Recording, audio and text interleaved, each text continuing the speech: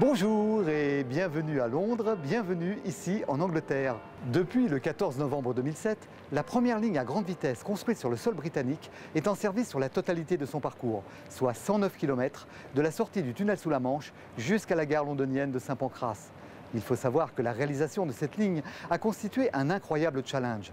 Un seul exemple, l'interfaçage nécessaire entre les différents systèmes de signalisation s'est traduit par la conception de postes d'aiguillage d'une complexité encore jamais atteinte. Sur la partie purement technique du projet, le leader incontesté est français.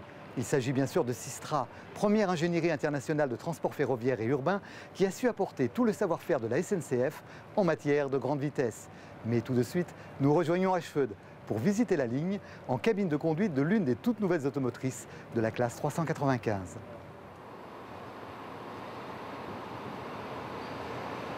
Kilomètre 90 de la ligne de Folkestone à Tonbridge. Nous sommes en gare d'Ashford. Cette rame de la série 395, qui est reçue à la voie 5, est l'une des nouvelles rames du service régional à grande vitesse de South Eastern. That's your last name, yeah? Yeah. Right, yeah, next one. Jambi.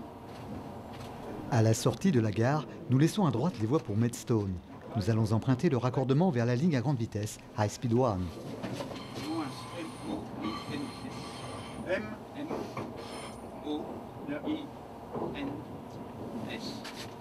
Initial. Si la prochaine aiguille avait été en position déviée, nous aurions pris la direction de gauche pour la ligne classique, vers Londres, via Tonbridge. C'était l'ancien itinéraire des Eurostars. Permissible Speed Indicator 100 km/h, vitesse autorisée sur l'entrée du raccordement. X. What company? Voici le dernier signal latéral classique, surmonté du tableau cab pour Cap Signal. Il est suivi des pancartes fin de Network Rail et entrée sur CityRL, Channel Tunnel Rail Link, la ligne à grande vitesse. Le cab s'est armé sur l'indication 160 exécution.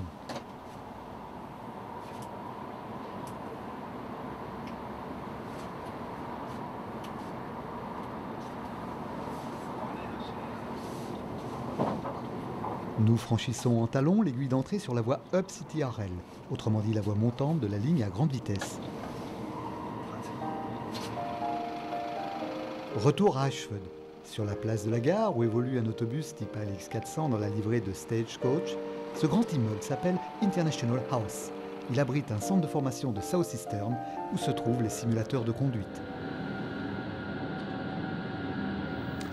Le simulateur de la classe 395 a été installé à Ashford, dans le Kent. Il a été fabriqué par une société française, Coris Tess. Il a été livré le 14 juillet 2008 avec 2 mois d'avance. Nous allons former 110 conducteurs à grande vitesse.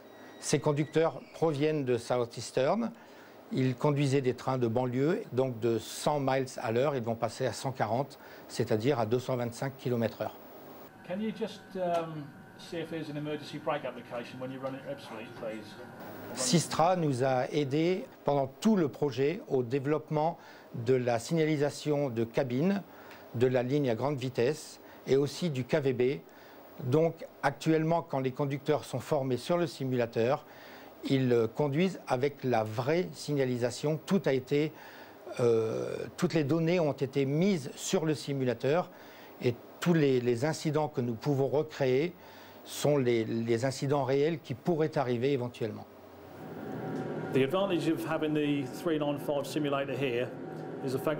L'avantage d'avoir ici le simulateur de conduite des classes 395, c'est de permettre aux conducteurs en formation de se familiariser avec l'environnement de la cabine de conduite et ensuite de se former aux scénarios d'événements qui peuvent arriver sur la ligne à grande vitesse. Le système de signalisation du simulateur a été développé avec Systra et on a pu entrer dans ce système toutes les données, les indications qui apparaissent le long de la voie et notamment au franchissement des repères. Une des particularités de la ligne HS1 par rapport aux lignes françaises, c'est d'avoir plusieurs types de trains qui circulent sur la ligne. Donc tout d'abord des Eurostars qui circulent.